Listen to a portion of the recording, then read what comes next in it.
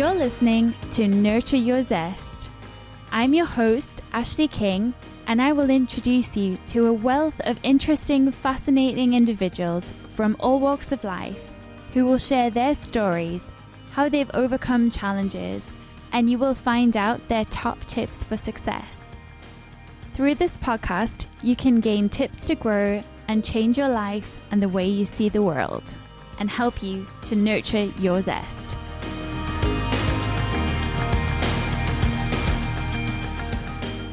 Hi everyone, today I'm joined by John. John, would you like to tell us about yourself? So my name is John Cornilious. I was born and raised in Zimbabwe, and I left Zimbabwe when I was 19 to go and study my degree in biomedical sciences. So I did my first 2 years of university at Malaysia, at the Newcastle University campus. That's in Malaysia. Then I came here to the UK campus just to do 1 year, the final year of my degree. And yeah, I think I feel like I identify with being a student, and I'm not a student anymore. So I'm trying to find a new identity, I guess. It's the weird space to be in, but that's about the most important bits about me. I think that's a really important place to start because you're a student, or you were a student, now you're a fresh graduate. There's a big world out there, and there's a lot to think about. So we can chat about that and a lot. And one of the things I'm really interested in is that you didn't study just at one Newcastle University campus, you studied at two. So how did they compare? The one that's in Malaysia is a lot of sunshine. And it's really warm, and it's like really a lot of option diversity in terms of like just food and culture. And so I mean, I always think about the time. One of my favorite things that I overlooked was the ability to just walk out of my flat, literally even at 1 a.m. in my shorts, in my flip-flops, and just go to like a restaurant that will be open, because the restaurant's open 24 hours. And coming here, I would say it's sort of more business, like it's more work. Like when I came here, I was in third year, and I was like, right, this is opportunities to work. This is final year, so that also intersected as well. And so I wasn't really exploring just even the Newcastle lifestyle, nightlife, and that sort of thing. But it's been the thing about being in the UK. I find is just traveling is also quite easy, and there's a lot of places that you could go to. So I've also been doing that as well. And where has been your favourite place to travel to? Edinburgh. Edinburgh. You don't want to know how many times I've been to Edinburgh. I think it's actually like people probably think I'm from Edinburgh, but it's been a lot of times that I've been going to Edinburgh.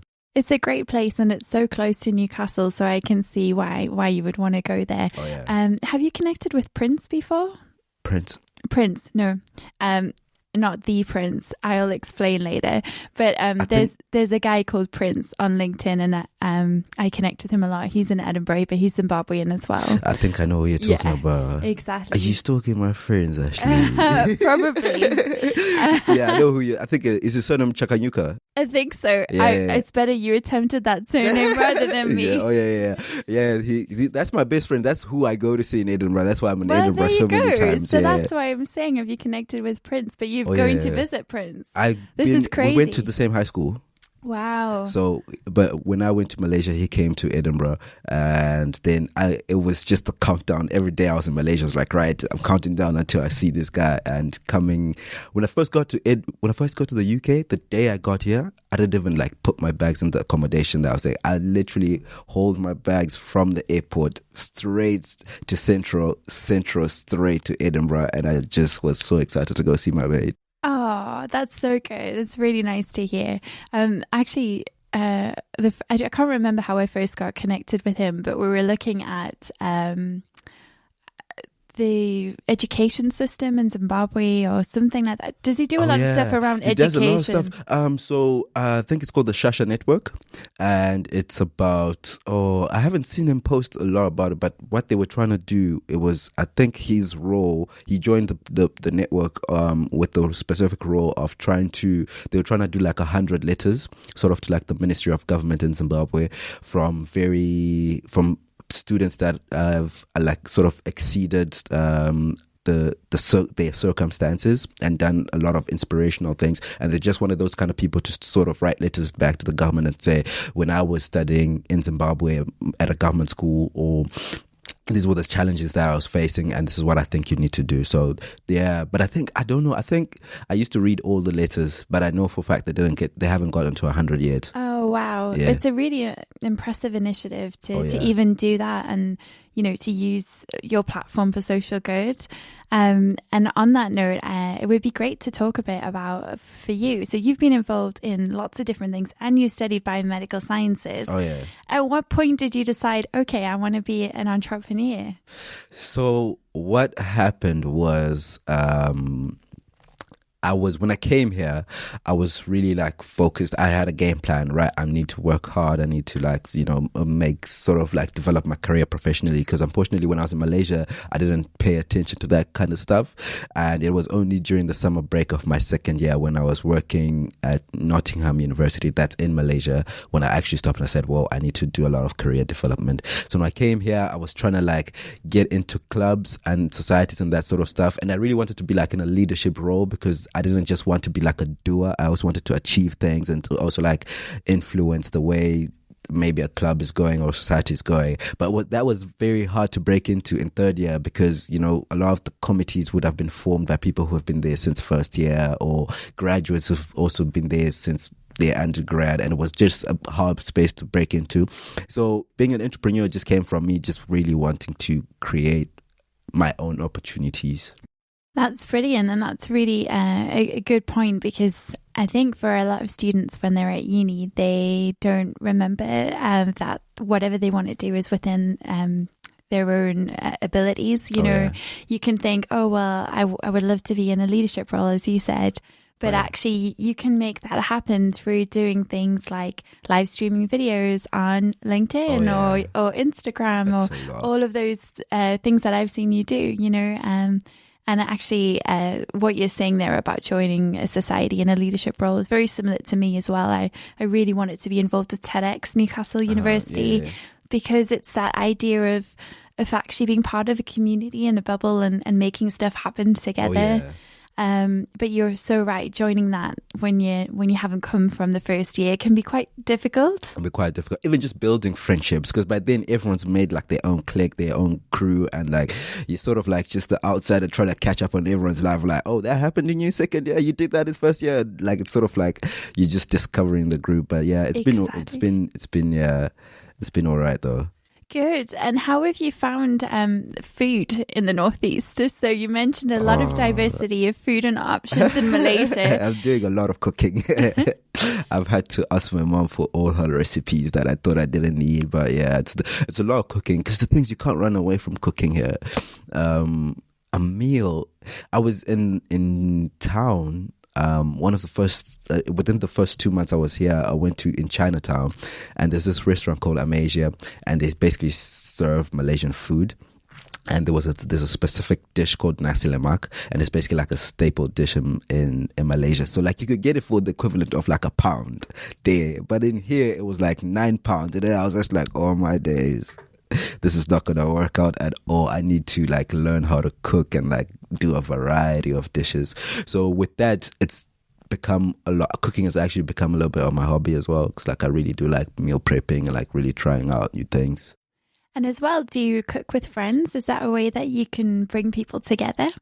Not really, because I like to cook when it's convenient for me, in the mix of my other obligations, my other commitments. So I like to cook when it's convenient for me. I mean, I'll definitely be open to it. And I think one of the times that I have cooked with a large group of people was probably over Christmas.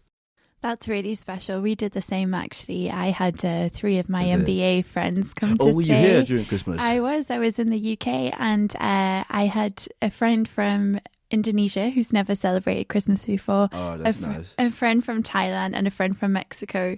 So we had a great time. It was really fun, actually. Oh, what'd you guys get up to? You cooked? We did all kinds of things. So I just said, look, you guys are sharing your culture with me, telling me about your land.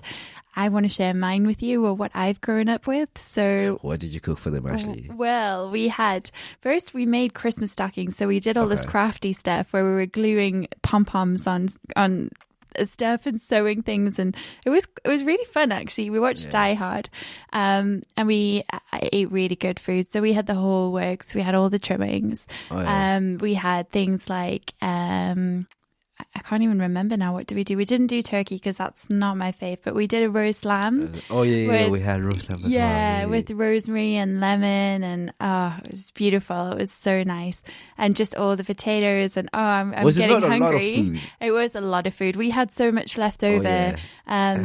We had leftovers the next day. There was still leftovers. But I have to say it was so nice because they helped me so much. I expected to be in the kitchen all day cooking and cleaning. Everyone was helping out. Everyone was cutting veggies and doing stuff. That's it. And my friends were you taking the lead though? I was taking the lead. Yeah, that's what happened. We had like one friend and she was like just basically telling people cut onions, cut that, take it out the oven, put it in the oven. No one else wanted to take responsibility if anything goes bad. It's quite nice, I think, for me, delegation is always a struggle, and it's something I'm learning and I'm working on really hard. But actually on Christmas, I found it so helpful. It was such a good exercise for me because I was able to say, hey, can you cut these for me? Can you do this? Everyone just did it. Oh, do you usually feel like you have to do everything yourself? Right. Exactly. There's a thing called, my days, I wish I could remember what it's called, but it was, so like one of my mentors, right? I was just talking, he asked me like, what's your greatest weakness? And then like, I gave him like a very interviewee response, and like, he could tell that like, I wasn't really like, that wasn't like a deep answer. So like, he challenged me to sort of go back and think about that. And I did think about it, and I did come back and I said, I think my greatest weakness is sort of like, I'm very happy to like, I'm not a very good negotiator. So like, I would rather not confront you about something and just go do it myself. And then he was telling me, like he apparently that had been apparent to him that this was my weakness, but he wanted me to go figure it out myself, and was telling me like it's just apparently just like a quality of nice people. So like, high five to you for being a nice person. And it's just quality of nice people to like really just want to like feel like, oh, I don't want to bother this person and that sort of thing. So yeah. Well, high five right back to you, because that is cool to have that quality. But I do think in the startup scene, negotiations are a really important thing to learn for anyone running a business or working in a business or working for an organization. Actually, that's been a huge journey for me since I started my business, is asking for payment and chasing people when they haven't paid. It's a really big thing. So what really inspires me actually is when I meet other nice people that I'm doing business with, and I see how they do things, say if you're paying up front for something and they might say, okay, I want 50% up front now and I want 50% at the end. That's a great way because you've paid something towards it. You're invested in it. They were invested in it because they've had something. And it just makes it so much easier when the money bit's sorted. Yeah, and the money part is always like the sticky, like that's always the conversation that I feel anxious to have. Like, I don't talk about money. It's a really good point. So all of the stuff you've been doing, what are you doing now? So you graduated and you've got this kind of this time now. I've got a lot of time. What does that look like for you? So when I finished uni, right before I finished uni, I secured an internship with Newcastle University. So I interned for them for basically the whole of the summer, and I finished early September. And then after that, I decided to take like 2 months off. That was September, October off to just focus on my applications for full-time work. And suffice to say, that was a very challenging period because here I am, still no job. But I then decided, okay, look, November was kind of like the waiting period. So you submit your applications and obviously they gotta review them and they like call you interviews and that sort of stuff. So by November, I was done with all of that. And I was like, right, I don't want to be idle. Let me get a part-time job. Let me just get a job and then like just fill the time. And I did that. And then the job turned out to be really, really stressful. And then I decided, you know what, let me drop it. and my stuff for my charity that I'm working on, like I had put that on pause literally the whole summer ever since I'd finished uni up until like November. So then I said, okay, let me put it down, let me put this job away and just focus on my charity for now and try to like come up with a game plan for 2020, and then I will come back and do work once I've finished with that. It's a huge struggle, isn't it, for people who've just graduated, that pressure to get straight into a role. And, you know, and I think as well, there's a lot of social pressure, you know, comparing against your friends, they did. And also in your instance, you studied biomedical sciences, right? So your interests are very different to maybe what a standard biomedical scientist might do, like work in a lab or write about it, or, you know, so actually having the startup entrepreneurial focus is very different. But you mentioned your charity. So can you tell us a bit about that, what your plans are or what you've been working on? So what my charity, it's called Pamba Pedu, which means our home in Shona, the language that is widely spoken in Zimbabwe. So what Pamba Pedu is about is, what it started out as was someone very close to me experienced some domestic violence, and out of that frustration was born this idea that what if this person who was a victim could have had like an app on their phone, and they could have just looked for accommodation from like a hospitality organization locally, or an organization of faith, or, you know, a hospital, or a foster home. So through that's when I was like, okay, let me see. I put it out on Twitter is what actually happened, and like there was a lot of like positive response. And then I was like, okay, let me actually look into this a little bit further. Looked into it a little bit further, and there was a lot of traction that it was gained, and eventually I was just like, right, let's do this. Let's see how far I can go. And so I've spoken to some people on the Newcastle City Council just to get like their advice.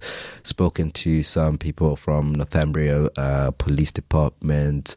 There's a group of there's an organization that was formed by churches in the Northeast. I think it's called Churches Against Domestic Abuse, CADA. Yeah, so I managed to talk to someone who represents the Church of England, who's on their board, and they invited me to a conference, and I managed to go to a conference and made a lot of connections with other people from, I don't know if you know about White Ribbon.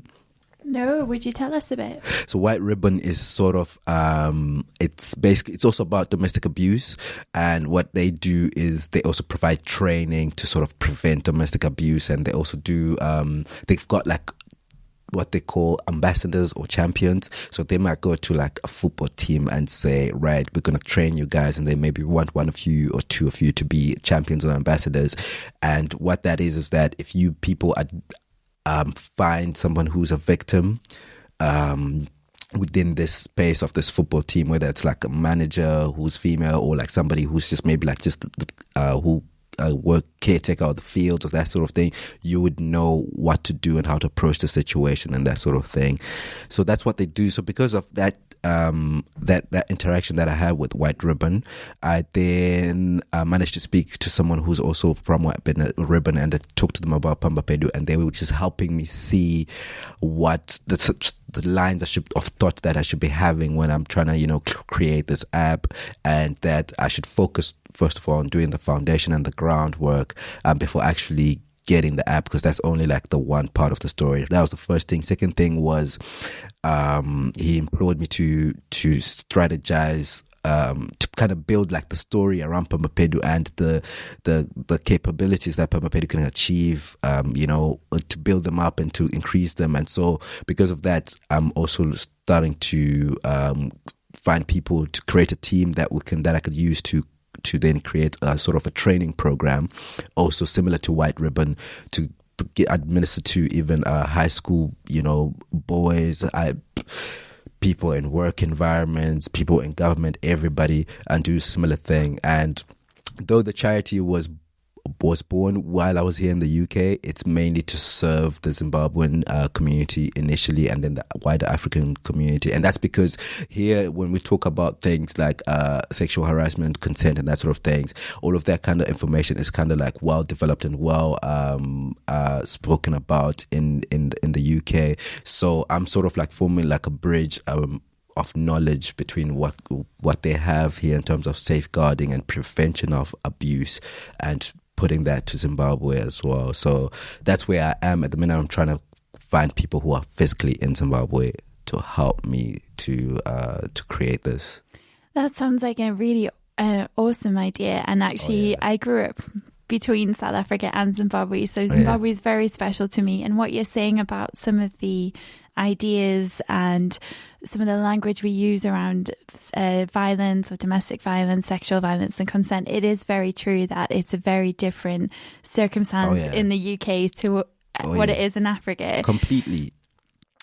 So it's really great that you've mentioned that, because I've got some people that I want to hook you up with after this. Oh, yes, I appreciate that. Who are in Shigutu and Harare will hopefully be good. But I do think, that's amazing, and it's great to give back. And one thing that you see, or that I see all the time with fellow Zimbabweans or South Africans, is this hard work ethic, but also providing for their people and giving back to their communities, going home with suitcases of clothes to give back to people. And actually on that note, I do want to mention, Zimbabwe's had a lot of change in the last 5 years, shall we say? Man. It's been incredible. There's so much you can mention. Oh, there is a lot of things that have that have changed. I mean, where do I even start? Well, my first experience going home was 2014, and I hadn't been back to Zimbabwe since I moved to the UK in 2001. Oh. So it'd been a really long time. Yes, time. I got quite a shock, actually, when I saw there was a lot of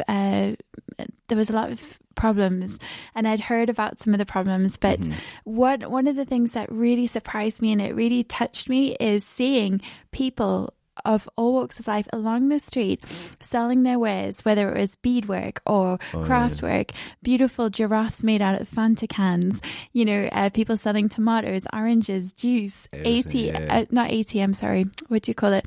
Airtime. So like for your cell phones and things like this.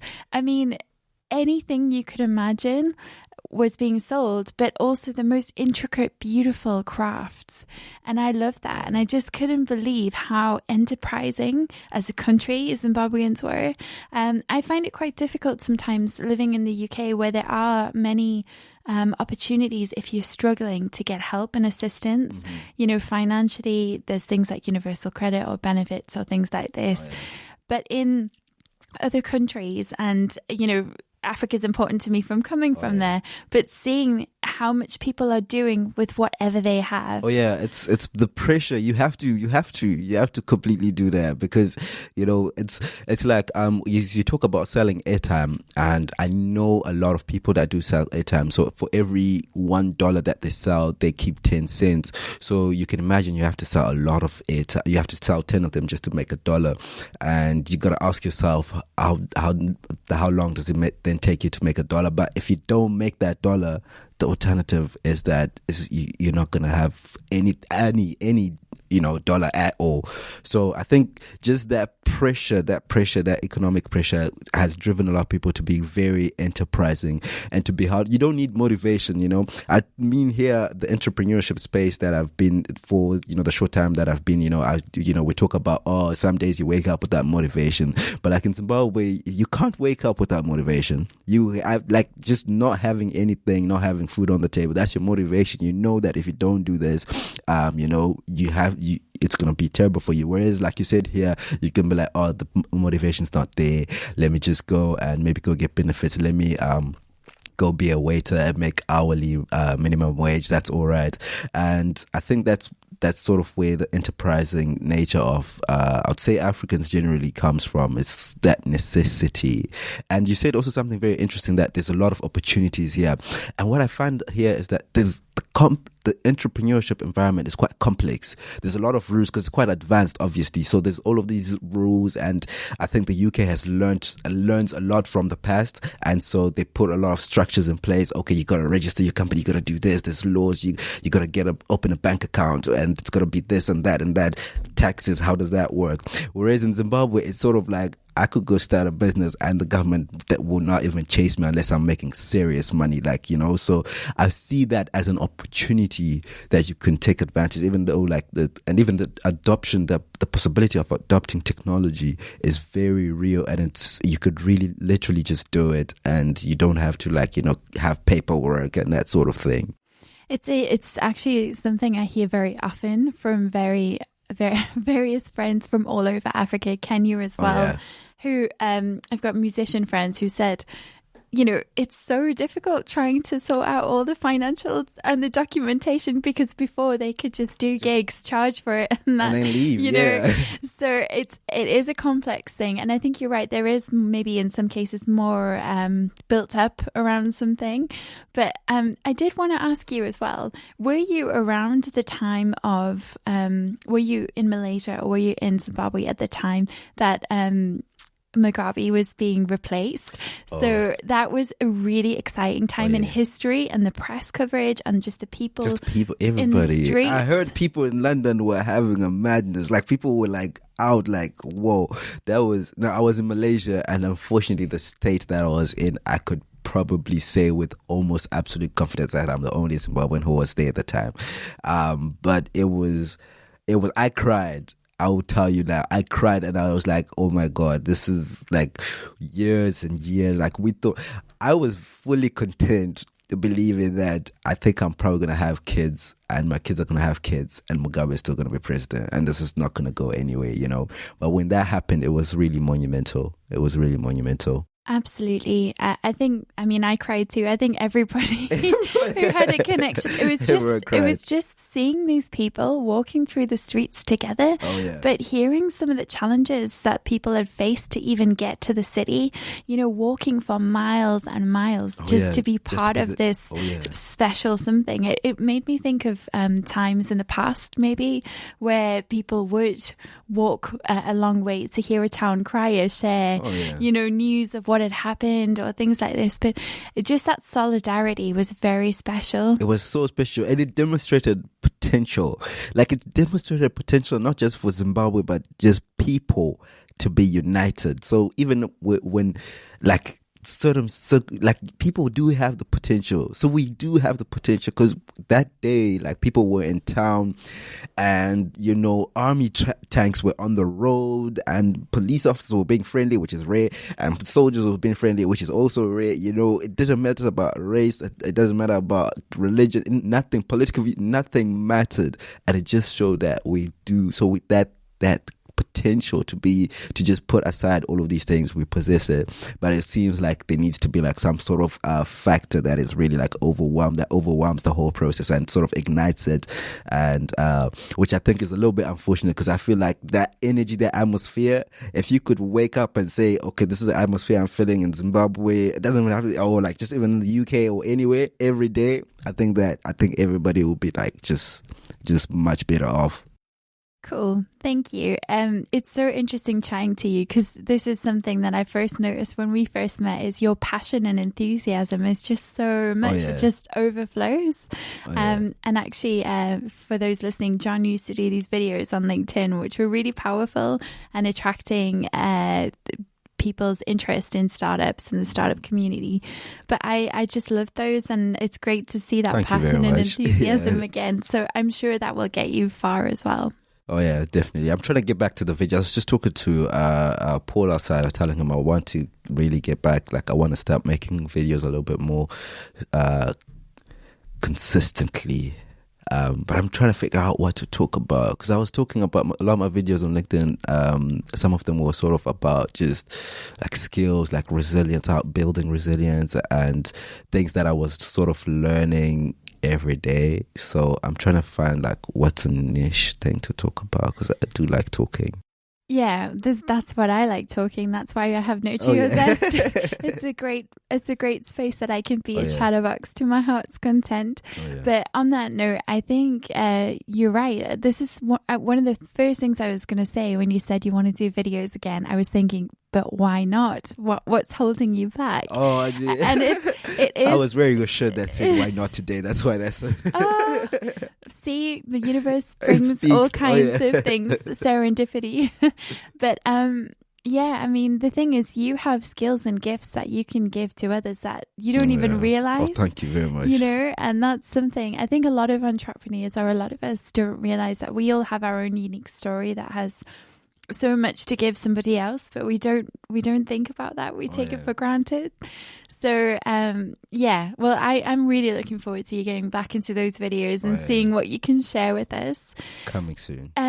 So I do want to ask, when you're feeling a bit stuck, you know, at the moment, it's hard. You felt rejection, applying for jobs, not getting anywhere, you know, looking at a charity, but it's really hard to finance things like this. How do you look after yourself? What do you do to kind of keep that motivation and perseverance up? So one of the things that I do is planning. Okay, so let me maybe like paint my regular day. Wake up, and I'm a Christian, so I pray. That's like the first 5 minutes. I probably get that out the way, and then I work out, whether it's going for a run or going to the gym. I come back, and then I gotta have my breakfast. And while I'm having breakfast, I'm reading, whether it's the news. I alternate between the news or reading a book, or just anything, or a paper that I found, whatever, and have a shower. And before I have a shower, before I even do the reading, actually it's wake up, pray, and then it's do a lot of like just planning of the day. And in that planning, that's when I do a lot of my affirmations and just like I repeat myself, today's going to be a good day. Today's going to be a good day. Today's going to be a good day. And then I just I watch a lot of TED videos. So, and when I do watch them, I note down like some key things that I feel like I want to write down and remember. So I've got a little diary that I call it my self-development diary, that I just literally flip through in the morning. And whatever I read that day, I try to just like make sure that it sticks in my head. And then it's honestly just experience, like telling myself that learn to rest and don't quit. That's my motto this year. Learn to rest, don't quit. Learn to rest, don't quit. And yeah, I think it's a lot. What I'm trying to say is a lot of talking to myself. And just, and I gotta be my own cheerleader, because it's when I'm going through those things, it's usually that I'm going through them alone. Even though I might tell people, like people who I'm close to, for example, like Prince, I'm going through this and that sort of thing. But you know, just the fact that I don't have anyone physically there holding my hand, and I think even if I did, it'll still, like, the pain is still there for me, and like I still like feel the burden of whatever, getting that email rejection. I still have to do the work myself. So I think just being my own cheerleader is how I look after for myself. Good. And that's also where you can use that as a catalyst for change and fuel for the future. So that's very exciting. So can you repeat your mantra so we don't forget it? Learn to rest, don't quit. I like that. It's very powerful. This year, learn to rest and don't quit. Okay, so we are running out of time. I've got 2 questions I want to know. So you mentioned you like to read. So are there any books that our listeners should absolutely check out if they want to be empowered, feel inspired, if they want to be curious about something? What would you recommend that are your favorites? There is this, do you know an author called Paulo Coelho? I think I might not be pronouncing that name. I always forget his book, but like that's one of the first books that I read, and I was like, whoa. It's about this boy who journeys from, I don't know which country he journeys from, but to Egypt just to see pyramids, because someone tells him that pyramids are like this great thing. So like he's a shepherd, and so he sells all his sheep and like literally begins on this journey. And he goes on his journey. That was the first book that I read that first motivated me to be like, okay, don't give up on your dreams. Because on the way, he encounters a lot of things that happen to him, times where he almost gives up, and like he eventually gets to the pyramid. And I think the thing that he was looking for at the pyramids, I don't think he even found it at the end of the day, but I think it was just about making that journey. That's what he ended up being happy about. So that's probably one of the books. I wish I remember the title. But the second book that I would recommend you read is the book that it's called the Happy Brain, by this professor who's actually from Sheffield, and he's a neuroscientist, and talks about happiness, how we perceive happiness from like happiness from different contexts, different perspectives. So social perspective, why do we want to be happy? Because we want to be accepted by people. From even a biological perspective, what exactly are the neurology behind happiness, and just even work and that sort of stuff. For me, that book explained a lot of things, and even just how people maybe eat cake, and why yet that cake is not good for you, but you eat it to excess anyways, that sort of stuff. So I'll say those are definitely two good books to read to help you motivate yourself. Perfect. Thank you so much. And I know that will really inspire people as well. And I really want to read that story about the boy or the shepherd who travels all the way to Egypt, because definitely. It sounds amazing. I look for the title of the book. And I'll let you know, don't worry, we can find it. Oh yeah. So the last question, the one I always like to ask, what is your number one word to nurture your zest?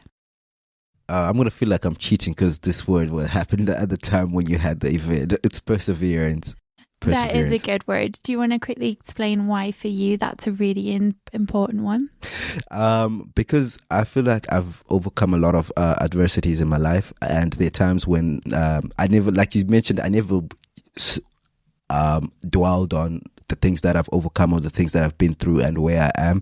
I never used to dwell on that, because for me it's always about, if I haven't achieved this, I haven't achieved that, then I don't consider I have done anything that's like material.